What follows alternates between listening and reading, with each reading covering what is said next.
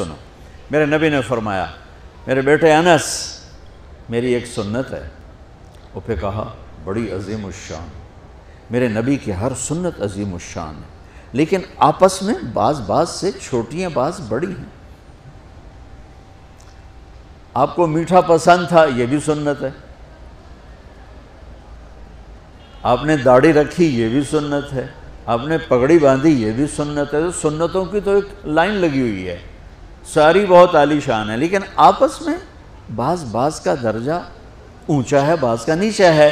اب میرے نبی خود اپنی زبان سے کہہ رہے ہیں میرے بیٹے انس میری ایک عظیم الشان سنت ہے، بڑی بھی نہیں کہا، بہت کہا ذالک من سنتی، میرے بیٹے میری ایک عظیم الشان سنت ہے، اگر تو نے اس سنت پہ عمل کر لیا تو تو جنت میں میرا ساتھی بن جائے گا۔ اور میرے رب کی قسم جنت بہت بڑی چیز ہے، پر نبی کے پڑوس کے سامنے بہت چھوٹی چیز، بہت چھوٹی چیز۔ جنت مل جانا بھی بڑی بات، لیکن جنت سے بھی بڑی بات ہے کہ آپ اپنے نبی کے دیوار کے ساتھ دیوار بنا لو، اس سے بڑی اور کیا چیز ہوگی؟ اور بڑی جگہ کے لیے زیادہ پیسے چاہیے، اور قیمتی جگہ کے لیے زیادہ پیسے چاہیے۔ جنت قیمتی ہے، جنت سے قیمتی وہ جگہ قیمتی جہاں میرے نبی کا پڑوس ہے، اور پڑوس سے قیمتی وہ پڑوس ہے جو دیوار کے ساتھ دیوار ہے۔ تو کوئی سوکھی سنت تھوڑا ہی بتائیں گے ہر روٹی کے بعد حلوہ کھا لیا کر، یہ میری عظیم الشان سنت ہے، تو سارے ہی پہنچ جاؤں گے نا جنت سے۔ اب مولوی تو ویسے ہی بدنام ہے حلوہ کھانے، تسی کوئی گھٹ کر لو، کھا تباہی پھیر دیں دو، راتی تہاڈی دعوت ہوندی دوپہر تسی روٹی نہیں کھاندے ہو، راتی ٹکا کے کھاواں گے۔ تو میں قربان جاؤں، میرے نبی نے کہا میرے بیٹے انس میری ایک عظیم الشان سنت ہے، میرے ایکسپریشن دیکھو، میرے الفاظ میں پریشر دیکھو، میری ایک عظیم الشان سنت، وَذَلِكَ مِن سُنَّتِي، یہ الفاظ میں آپ کا ایکسپریشن تھا، وَذَلِكَ مِن سُنَّتِي، بیٹے میری ایک عظیم الشان سنت ہے، وہ ہے اگر تو کر گیا تو یہ دیکھ ایسے ہوں گے ہم، ایسے۔ سبحان اللہ، کیا کمال ہے۔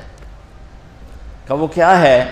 کہ وہ یہ ہے ان استطعت او قال ان قدرت، بیٹے سوکھا نہیں ہے، تجھے تھکنا پڑے گا۔ ان استطعت، یہ داڑھی نہیں میں رکھ کے تیل چوپڑ لو کم سوکھا ہوگا، نہیں، ان استطعت، اس میں تمہیں تھکنا پڑے گا۔ اگر بڑے گھر بنانے کے لیے تھکنا نہیں پڑتا، ان استطعت، بیٹے تمہیں تھکنا پڑے گا، ان قدرت، زور لگے گا تب جا کے کام بنے گا۔ اور اگلا سنو، ان تصبح و تمسی، اور ساری زندگی یہ زور لگانا پڑے گا۔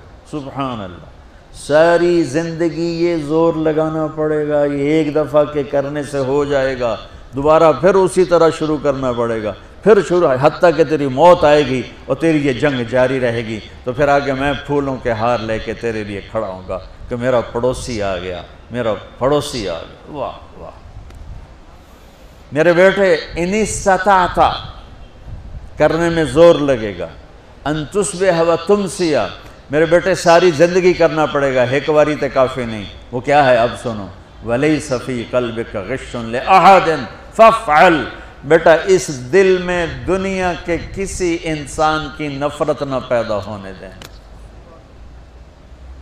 کیوں جی، سوکھا کام ہے؟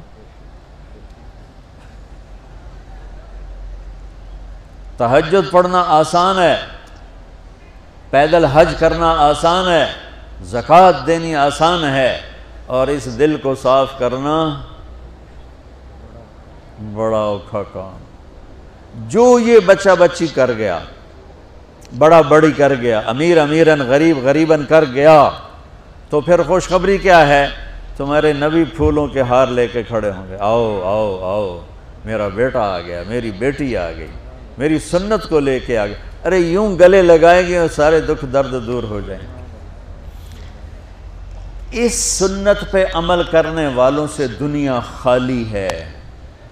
اس سنت پہ عمل کرنا تمہاری زندگی کو صورت بنا دے. یہ لکھا ہوا نا اسلام اور اخلاقیات. بیٹو یہ صرف 2 حدیثیں مجھ سے لے لو, 2 حدیث. اخلاقیات پر تو ہزاروں نہیں لاکھوں حدیثیں آئی پڑی ہیں. میں لاکھوں حدیثوں کو 2 میں جمع کر کے آپ کو دے کے جا رہا ہوں. اب اللہ کی قسم آپ کی زندگی حسین ہو جائے گی. دیکھو بچوں, جو صبر کرنے اور برداشت کرنے کا مزہ ہے وہ غصہ نکالنے کا مزہ نہیں ہے.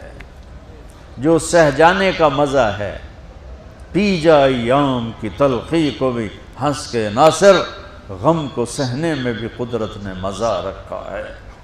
اس نے یہ کہا میں چھوٹے پیودا میں بھی کر کے دکھاؤں, میں بھی دس کے دکھاؤں, میں مزہ چکھا دوں گا, میں تگنی کا ناچ نچا دوں گا. ارے تو خود ناچ لے, پھر دیکھ تیرا نبی کیسے تیرا استقبال کرتا ہے. اپنے دل کو آئیں گے نیگیٹو رویے, آئیں گے آئیں گے آئیں گے آئیں گے. صاف کرو صاف کرو صاف کرو صاف کرو, دھوتے رہو یہاں تک کہ موت آئے اور اللہ کی بارگاہ میں پہنچ, اور سارے دکھ دریدر دور ہو جائیں.